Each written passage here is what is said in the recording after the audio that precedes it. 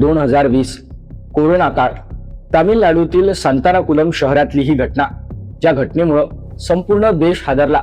वडील जयराज आणि त्यांचा मुलगा बेनिक्स यांनी लॉकडाऊन नियम मोडल्याच्या आरोपाखाली या दोघांनाही पोलिसांकडून अटक केली।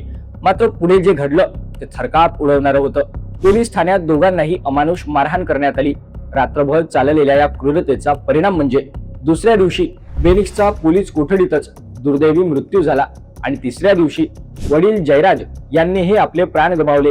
देशभरातून संतापाची लाट उसळली।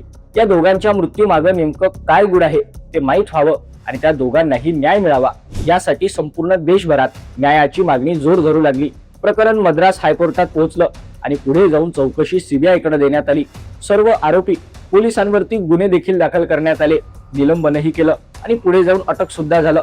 खटला सुरू असतानाच एका आरोपीचा 2020 मध्येच मृत्यू झाला, पण बाकीच्यांवरती सुनावणीही सुरूच होती आणि अखेर 23 मार्च 2026 ला न्यायालयाने सर्व आरोपींना दोषी ठरवलं आणि 6 एप्रिल 2026 रोजी 8 पोलिसांना फाशीची शिक्षा सुनावण्यात आली।